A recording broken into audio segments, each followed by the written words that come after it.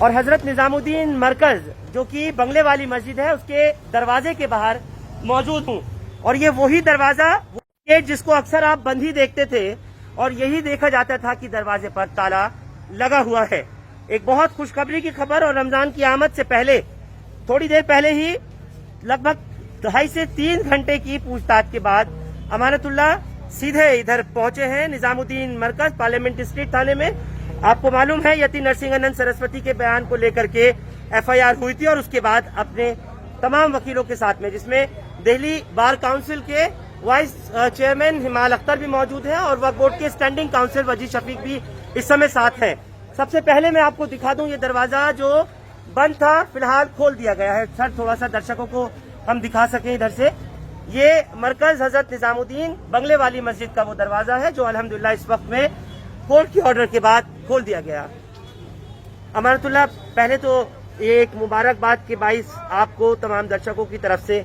और क्या फैसला था, क्या कुछ हुआ है, लोगों को आने की अनुमति होगी या नहीं, क्या पूरा बता दीजिए। देखिए, आज जो है कोर्ट ने ऑर्डर किया है और मैं तमाम लोगों का शुक्रिया अदा करूंगा कि भाई सब लोगों ने कल दुआएं को हमने ऐलान किया था तो सबने दुआएं भी की और सबकी कोशिशों से ये हुआ है।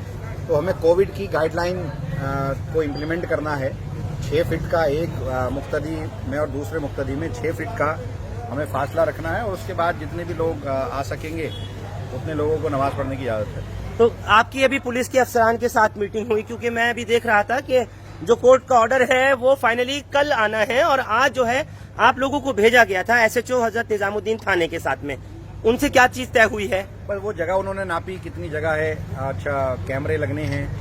दूसरा ये कोविड के लिए जो है निशान लगने थे कि जो मुक्तदी खड़े होंगे उनके लिए निशान था। तो आज ज्वाइंट इंस्पेक्शन थी SHO और हमारे लोगों के बीच में, दिल्ली वक्फ बोर्ड के लोगों के बीच में। तो ज्वाइंट इंस्पेक्शन को किया है हमने। और जो यहाँ लोग रुकने वाले लोग हैं, जो इंतजामिया यानी कि मैनेजमेंट के लोग हैं, सफाई वाले या जो कोविड को इम्प्लीमेंट कराएंगे या सफ़ों को इम्प्लीमेंट कराएंगे, उनकी लिस्ट एक देनी है हमें SHO को, और ताकि कल वो उस पर यानी तरावी और नमाज वगैरह का एहतमाम कर सकते हैं। बिल्कुल, मैं आपसे अमानत 1-2 सवाल और करूंगा। मैं सबसे पहले हिमाल अख्तर साहब जो कि दिल्ली बार काउंसिल के वाइस चेयरमैन हैं, सर क्या कोर्ट का ऑर्डर है जो आप दर्शकों को बता सकें मरकज निजामुद्दीन को लेकर? कोर्ट ने कहा है कि साहब रमजान का शुरू होने वाला 1 दिन के बाद में तो इसमें नमाज की इजाजत होनी चाहिए। उसी हिसाब से कोर्ट ने हमें कमेटी को बना के भेजा है ताकि सोशल डिस्टेंसिंग, क्योंकि कोविड के जो हालात चल रहे हैं, सोशल डिस्टेंसिंग के तमाम जितनी रिक्वायरमेंट है वो पूरी हों। जैसे हमने जहां जहां मतलब करके नमाज खड़े होकर नमाज पढ़ेंगे उसके निशानदेही कराई है, कैमरा लगवाने की जगह देखी है, आने जाने के रास्ते, और जो टेम्परेचर देखने का मीटर वगैरह है वो उसके लिए इंतजाम करने हैं, सैनिटाइज का इंतजाम करना है। और उसके बाद में रिपोर्ट हमने सबमिट करनी है कोर्ट को कि एक साथ में 1 फ्लोर पे कितने लोग नमाज पढ़ सकते हैं सोशल डिस्टेंसिंग को फॉलो करने के लिए। SHO साहब भी अभी आपके सामने मौजूद थे तो उनकी तसल्ली कराना जरूरी था, तो हम लोगों ने उसका किया है।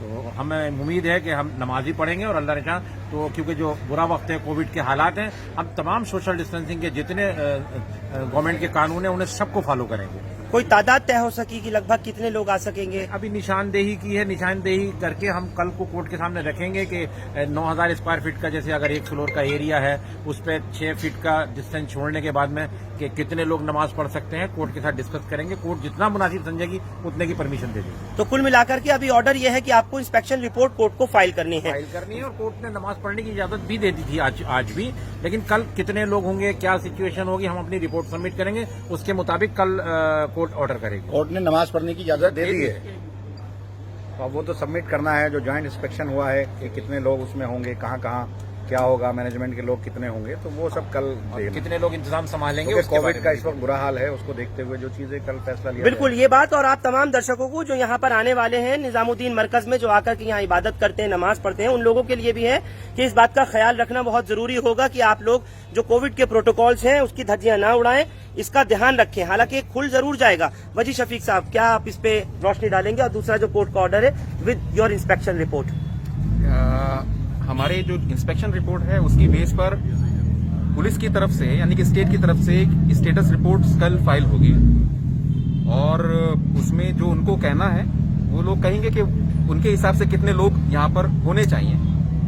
हम लोग अपनी बात कहेंगे कोर्ट में, उसके बाद जो कोर्ट डिसाइड करेगी वो डिसाइड करेगी। तो यानी अब ये खुलने की जो उम्मीद लोगों की थी और एक लंबा इंतजार था लोगों का, उसके लिए वो लगता है कि इंतजार वो खत्म हुआ। बिल्कुल खत्म हुआ। कल सिर्फ ये देखना है कि कितने लोग, कल number of people who are allowed to pray, कि जितने लोग वहां पर नमाज पढ़ने के लिए जिनको परमिशन मिलनी है, सोशल डिस्टेंसिंग के पॉइंट ऑफ व्यू से और मैनेजमेंट के पॉइंट ऑफ व्यू से कितने लोगों को यहाँ पर रहने की, रुकने की परमिशन मिलनी है, या प्रोटोकॉल के जो और चीजें एप्लीकेबल हैं वो क्या क्या रहेंगी, हमको क्या क्या फॉलो करनी है मरकज को ऑपरेट करने के लिए। खुल चुका, अब ऑपरेट करने के लिए हमको क्या क्या चीजें फॉलो करनी है वो कल कोर्ट के ऑर्डर से हमको सामने आया। लेकिन आप चूंकि शुरू से देख रहे हैं, जब तमाम रिलीजियस प्लेसेस का ऑर्डर आया था लास्ट जून में 2020 में, उस वक्त तो ये भी रिलीजियस प्लेस ही है, तो इसी को क्यों स्पेसिफिक पुलिस ने टारगेट उस टाइम किया? देखिए, ये इस कंट्रोवर्सी में मैं नहीं जाना चाहता।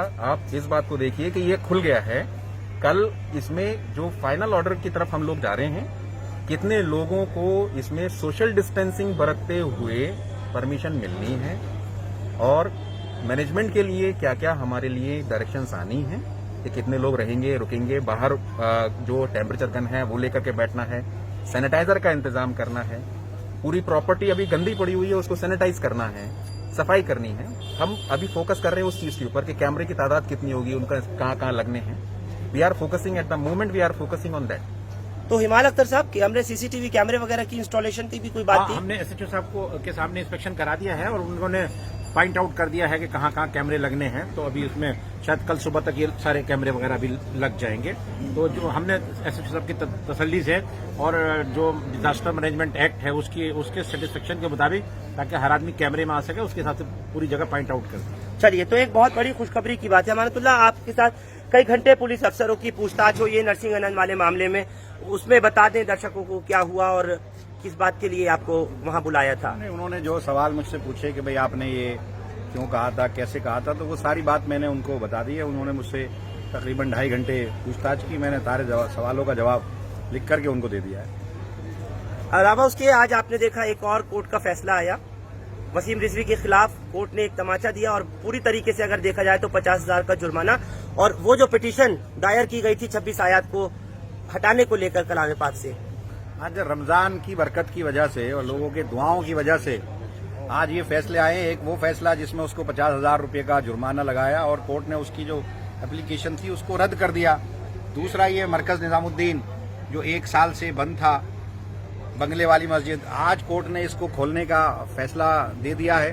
तो आज हमारे लिए बहुत अच्छा दिन है और हम जितना अल्लाह का शुक्र अदा करें उतना कम है। तो मैं तो कहूँगा सब लोगों से, जो भी लोग सुन रहे हैं, कम से कम सोने से पहले 2 रकात नमाज, सिलातुल हाजात और अल्लाह का शुक्र, सिलात शुक्राना ज़रूर अदा करें, ताकि अल्लाह का शुक्र अदा कर सकें जितना कम है। क्योंकि अल्लाह की वजह से कल हमने दुआओं का कहा था तो लोगों ने दुआ की और अल्लाह की तरफ से ही ये फैसला आया है कि अल्लाह ने आज हमारी मदद की। पुलिस का आपको इसमें कैसा एटीट्यूड नजर आ रहा है? कुछ पॉजिटिव, क्योंकि कोर्ट का ऑर्डर हुआ और जैसे हिमाल अख्तर साहब ने या वजी शफीक साहब ने बताया, और फिर अब इनकी रिपोर्ट के बेस के ऊपर जो आगे पुलिस का तो कोई पॉजिटिव नहीं है। पुलिस तो चाहती नहीं है कि मरकज निजामुद्दीन खुले या ये बंगले वाली मस्जिद खुले। पुलिस तो अभी भी नेगेटिव है, लेकिन कोर्ट को फैसला करना है तो कोर्ट से ही हमें उम्मीद भी है। तो इंशाल्लाह हमारे हक में कल भी और बेहतर फैसला आएगा। लेकिन कोर्ट खुलने का फैसला हो गया है तो कितने लोग कैसे कोविड को चलते हुए, क्योंकि इस वक्त कंडीशन भी बड़ी खराब है, क्योंकि सोशल डिस्टेंसिंग के लिए सारे ऑर्डर हो गए हैं कि हर मस्जिद में सोशल डिस्टेंसिंग के साथ नमाज होनी है। तो कोरोना के हालात को देखते हुए जो भी फैसला कोर्ट करेगा वो अलग है। लेकिन मस्जिद अल्हम्दुलिल्लाह मरकज निजामुद्दीन के खुलने का जो फैसला है उसको हम खैर मकदम करते हैं और ये बड़ा अच्छा फैसला है। तो कल कोर्ट के कहने के बाद ये आप अनाउंस करेंगे कि आप लोगों की तरफ से होगा? नहीं, हम इंशाल्लाह करें पब्लिक डोमेन में ये बात कि कितने लोग आ सकते हैं, कितने पढ़ सकते हैं? बिल्कुल वीडियो बना करके जारी करते हैं। जो कोर्ट की हिदायत होगी उसके मुताबिक हम लोग अनाउंस करेंगे। जो चेयरमैन साहब हैं उसी का ऐलान कर देंगे कि भाई कोर्ट की हिदायत इतनी है, तो उसके मुताबिक जो भी कोर्ट की हिदायत होगी उसके मुताबिक काम करेंगे। चलिए, तो बहुत बहुत शुक्रिया आपका वजी शफीक साहब, आपका भी, हिमाल अख्तर आपका और अमानतुल्लाह खान आपका बहुत शुक्रिया। आप लोगों को बराह रास्त यहाँ से एक तस्वीर जो देखने को मिल रही थी पिछले काफी अरसे से, आप एक ताला यहाँ लटके हुए देखते थे, लेकिन आज वो अल्हम्दुलिल्लाह ताला आपको खुला हुआ दिखाई दे रहा है। और मरकज हजरत निजामुद्दीन के यहाँ के लोगों में ही नहीं बल्कि देश और दुनिया के लोगों में बेहद खुशी। ये वही दरवाजा है जिसपे आकर के अक्सर लाइव किया जाता रहा और यहाँ से वो तस्वीरें पूरे देश और दुनिया भर में पहुंचाई जाती रहीं। फिलहाल मरकज का जो दरवाजा है वो खोला गया कोर्ट में, जैसा आप सुन रहे थे दोनों सीनियर वकीलों ने साफ तौर पर कहा कि कल एक इंस्पेक्शन रिपोर्ट, क्योंकि आज कोर्ट की तरफ से ये ऑर्डर किया गया था ऑनरेबल हाई कोर्ट की तरफ से कि यहाँ पर एसएचओ के साथ जाकर के दोनों सीनियर वकील इंस्पेक्ट करेंगे, मुआयना करेंगे और फिर उसके बाद जो सोशल डिस्टेंसिंग वाला मामला है, क्योंकि कोविड के प्रोटोकॉल्स को भी मेंटेन करना है, उसको भी बरकरार रखना है, उसको देखते हुए पूरी रिपोर्ट कल फाइल की जाएगी। और साथ ही साथ एसएचओ को भी डायरेक्शन दी गई थी, एसएचओ निजामुद्दीन को, कि वो यहाँ पर इस इंस्पेक्शन टीम के साथ में पहुंचे और पूरी रिपोर्ट उनको भी दायर करनी है। कुल मिलाकर के लोगों के लिए एक बेहद खुशी की खबर कि पूरे साल भर से जो मरकज बंद पड़ा था, जिसको ये कहा गया था, हालांकि एक चीज और आपको बताना चाहूंगा कि वक्फ बोर्ड की इंटरवेंशन के बाद में और कोर्ट पे प्ली के बाद यहाँ जिस वक्त शब बारात थी उस वक्त भी 50 आदमियों की नमाज की इजाजत देकर के खोला गया था। लेकिन अब पूरी तरीके से जहां तक खोलने की बात है, तो जैसा और मस्जिदों के अंदर कोविड के प्रोटोकॉल्स का ध्यान रखा जा रहा है, ऐसा अभी यहाँ भी होगा। हालांकि खुल गया है, फिर मैं आपसे वही बात कह रहा हूँ, पूरी टीम यहाँ आई, इंस्पेक्ट किया और सभी ने आकर के देखा कि वक्फ बोर्ड के चेयरमैन या तो खुद अमानतुल्लाह खान भी साथ और उनके साथ जो स्टैंडिंग काउंसिल है वक्फ बोर्ड के, वजी शफीक वो, और साथ में हिमाल अख्तर जो कि दिल्ली बार काउंसिल के वाइस चेयरमैन हैं, आकर पूरी तरीके से हम रिपोर्ट कल पेश करेंगे। तो आप लोग यहाँ वर्कर्स की जो न्यूज लगातार सुनते थे, ताला लगी हुई देखते थे, वो आप अपनी नजर से देख लें। ताला फिलहाल अभी जो है वो हटा लिया गया है। बहुत बहुत शुक्रिया हमारे साथ इस खास खबर पर जुड़ने के लिए। हिंदुस्तान लाइव फरहान आइए, आप लोग यूट्यूब पर सब्सक्राइब कर सकते हैं और क्लिक कर सकते हैं बेल आइकन हमारी खबर की पहली नोटिफिकेशन के लिए। फेसबुक पर हमारा पेज हिंदुस्तान लाइव फरहान आइए फॉलो और लाइक कर सकते हैं। शुक्रिया साथ जुड़ने के लिए। Thank you for now.